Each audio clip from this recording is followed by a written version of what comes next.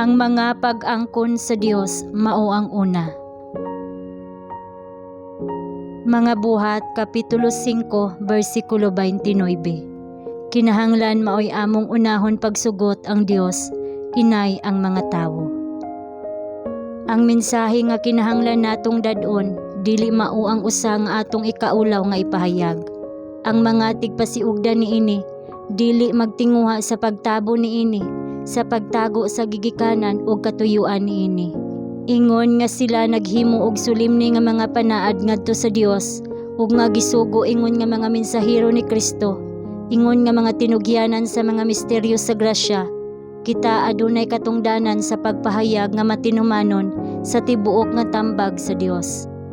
Dili nato himuon nga dili kayo prominente ang espesyal nga mga kamatuoran nga nagbulag kanato gikan sa kalibutan ug naghimo kanato kun unsa kita. Kay sila puno sa walay katapusan nga mga interes. Gihatagan kita sa Dios og kahayag mahitungod sa mga butang nga nagakahitabo karon ug uban sa igsusulat og tingog atong imantala ang kamatuoran ngadto sa kalibutan. Ang igpapahulay mao ang sukdanan sa Ginoo ug walay tawo maski siya hari, pari o magmamando ang gitugutan nga magpatunga tali sa Dios ug sa tawo. Kadtong nagtinguha nga mahimong konsensya alang sa ilang isig katawo, nagbutang sa ilang kaugalingon labaw sa Dios. Kadtong nailalom sa impluwensya sa usa ka bakak nga relihiyon nga nagsaulog sa usa ka bakak nga adlaw sa pagpahulay, magasalikway sa labing positibo nga ebidensya bahin sa tinuod nga igpapahulay.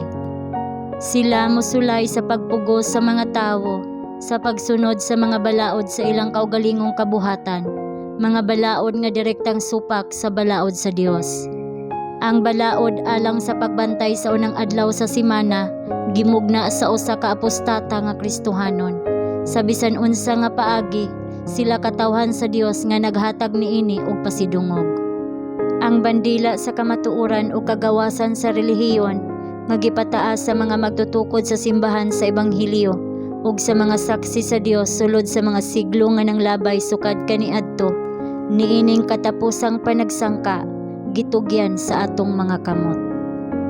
Kinahanglan natong ilhon ang gobyerno sa tawo, isip usa ka ordinansa sa balaan nga pagtudlo, ug itudlo ang pagkamasinugtanon niini, isip usa ka sagrado nga katungdanan sulod sa lehitimong dapit niini.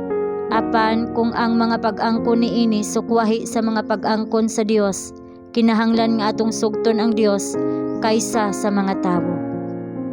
Ang pulong sa Dios kinahanglang ilhon ingong labaw sa tanang balaod sa tawo. Ang mao kini ang giingon sa Ginoo, dili igahin alang sa usa ka, mao kini ang giingon sa simbahan, o usa ka, mao kini ang giingon sa estado. Ang purong-purong ni Kristo, pagabayawon sa ibabaw sa mga korona, sa yutan-on nga mga gamhanan.